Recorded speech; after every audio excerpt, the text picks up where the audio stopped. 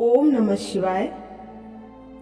शिवरात्रि 2023 की सभी भाई बहनों को हार्दिक शुभकामनाएं। शिवमय है संसार की लय। जब भी कुछ अप्रिय सुनते देखते हैं तो मुंह से अनायास निकलता है शिव शिव शिव। दुनिया में जितना आलोक है वहां शिव है, और जहां उसमें कमी आती दिखती सुनाई देती है तो उस अनुपम आलोक की याद स्वतः ही आती है। हर कमी को शिव ही पूर्ण करते हैं, क्योंकि यह परम सत्ता शिव की ही अनुगामिनी है। तभी तो वे विष का भी वरण कर नीलकंठ कहलाते हैं। इसलिए कहते हैं कि इस संसार में कोई ऐसी समस्या नहीं है जिसे हल नहीं किया जा सकता, क्योंकि सारा भार तो शिव ने अपने ऊपर ले रखा है। बाहर से देखने पर कोई भी समस्या बहुत बड़ी लगती है, लेकिन जब उससे दो चार होते हैं तो लगता है इससे निपटना कोई बड़ी बात नहीं। यह शिव तत्व ही है जो हमारे अंदर के साहस को जागृत करता है, विश्वास को प्रगाढ़ करता है।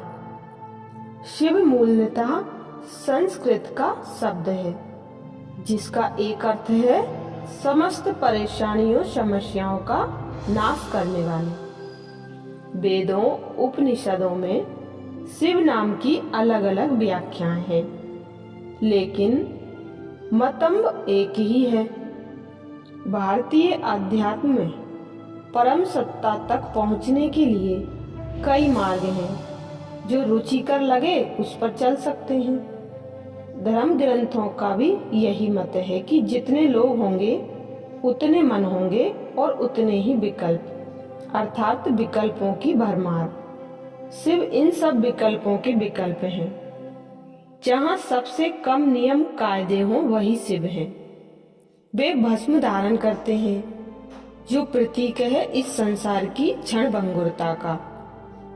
वे धतूरे और बिल्व पत्र को धारण करते हैं, जो प्रतीक है कि जीवन में जो भी कांटे आए उन्हें शिव को समर्पण करने से ही आपकी राह के कांटे दूर हो जाते हैं। बिल्व पत्र के 3 पात हमारे 3 गुण सत्व, रजस और तमस को दर्शाते हैं। थोड़ा सा रजस इसलिए कि हम कार्य कर सकें, थोड़ा तमस इसलिए कि हम सही तरह से सो पाएं, और सत्व इसलिए कि यही जीवन का आधार है। इसलिए बिल्व के 3 पत्तों में बीच वाला सत्व का पत्ता शेष दोनों पत्तों से बड़ा होता है। शिव पूजा में फल इसलिए है कि जो हम चाहते हैं वह फलित हो। फूल इसलिए कि हम उनकी तरह खिलें, और जल इसलिए कि जल की 2 प्रमुख विशेषताएं हमारे भीतर आएं। पहले संघर्ष की, क्योंकि जल पहाड़ उबड़ खाबड़ रास्ते में भी अपनी राह बना लेता है, और दूसरी है विनम्रता का भाव, यानी जल परिस्थिति के अनुसार उसी रूप में ढल जाता है। जिस पात्र में डालो उसी के अनुकूल हो जाता है। शिव को शून्य से जोड़ना भी बहुत वैज्ञानिक है। जहाँ कुछ भी नहीं है वहाँ शिव यानी आकाश तत्व है। शून्य को प्राप्त कर लेने वाला ब्रह्म ज्ञानी हो जाता है। शून्य में ही लगता है कि वह स्वयं ही सृष्टि है। यदि इस सृष्टि को अपने भीतर एक क्षण के लिए भी बसाना है तो शून्य होना होगा। सिर्फ शून्यता ही सब कुछ अपने भीतर समा सकती है। जो शून्य नहीं वो सब कुछ अपने भीतर नहीं समा सकता। जिस प्रकार एक बर्तन में समुद्र नहीं समा सकता, लेकिन हमारा ग्रह समुद्र को समा सकता है, परंतु इस ग्रह में सौर मंडल नहीं समा सकता।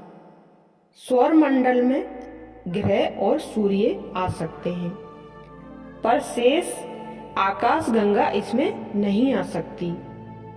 अगर इस तरह कदम दर कदम आगे बढ़ें तो अंततः पाएंगे कि सिर्फ शून्यता ही हर चीज को अपने भीतर समा सकती है, और जो सबसे बड़ा शून्य है वही शिव तत्व है, जिसके तहत सब कुछ आता है। शिव शब्द की व्याख्या करते हुए कहा गया है कि सेते सर्व जगत यस्मिन इति शिव, अर्थात जिसमें समस्त जगत शयन कर रहा है वही शिव है। शिव पुराण की विद्युत संहिता में भगवान शिव ने भस्म शब्द का अर्थ प्रकट किया है। जिस प्रकार राजा अपने राज्य में सारभूत कर अर्थात टैक्स को ग्रहण करता है, जैसे मनुष्य शस्य अर्थात अनाज पौधे आदि से उत्पन्न होने वाली वस्तुएं आदि को जलाकर पकाकर उसका सार ग्रहण करते हैं, तथा जैसे जठरानल नाना प्रकार के भव्य भोज्य आदि पदार्थों के सार को ग्रहण करके देह का पोषण करता है, उसी प्रकार शिव ने इस विद्यमान प्रपंच को जलाकर भस्म रूप में उसके सार तत्व को ग्रहण किया है। इसे दग्ध करके शिव ने उसके भस्म को अपने शरीर पर लगाया है। उन्होंने भस्म के बहाने जगत के सार को ही ग्रहण किया है। भारतीय संस्कृति में जल को देवता माना गया है और पानी के पात्र को कभी पांव नहीं लगाया जाता। ठोकर लगा पानी ना पिया और ना ही पिलाया जाता है, यह पाप माना गया है।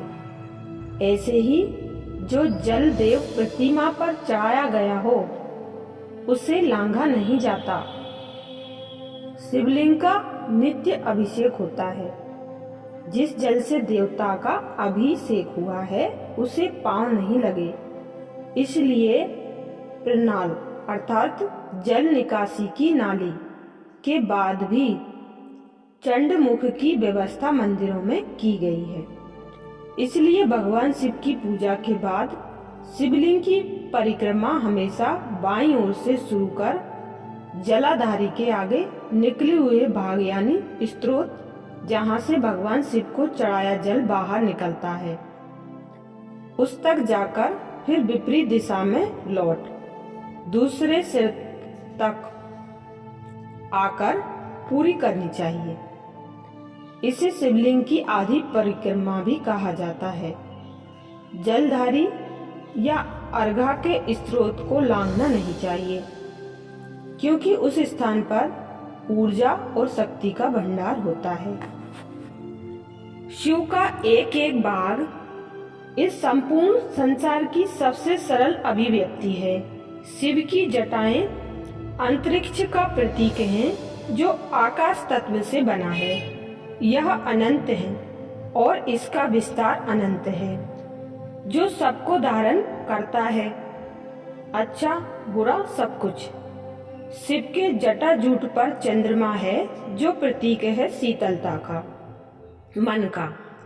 सारा खेल मन का ही करता है, सारा खेल मन ही करता है, इसलिए मन संतुलित शिव के माध्यम से ही हो सकता है। शिव त्रिनेत्रीधारी हैं, जो कि प्रतीक है कि दो आंखें तो सिर्फ संसार को देखने के लिए हैं, वहीं तीसरा नेत्र ज्ञान और प्रज्ञा के लिए है। सर्पहार को वरण करना शिव की चैतन्य सतर्क अवस्था को दर्शाता है, जहाँ ध्यान अवस्था तुरीय अवस्था को अभिव्यक्त करती है। त्रिशूल प्रतीक है भौतिक, दैविक और आध्यात्मिक धाराओं का और साथ ही साथ शक्ति का भी। डमरू उस अनहद नाद का घोतक है जिसकी आकांक्षा सभी को रहती है। शिव के नंदी 4 पैर वाले होकर धर्म, अर्थ और मोक्ष के प्रतीक होने के साथ साथ अनंत प्रतीक्षा व धैर्य के सप्रतीक हैं। नंदी भक्त के उस रूप का दर्शन करवाते हैं जिसमें भक्त अपने ईश्वर से मिलने को तो आतुर है, लेकिन अपनी सीमाओं में। इसी का प्रमाण है कि ध्यानस्थ शिव को कोई भी संदेश पहुंचाना हो तो नंदी सर्वश्रेष्ठ माध्यम है। इसलिए शिव से पहले नंदी के चरण छुए जाते हैं और उनके कानों में मनोकामना कही जाती है। शिव भय, क्रोध, अहंकार को हर लेते हैं। यही हमारी भगवान शिव से कामना है। अच्छा, ओम नमः शिवाय।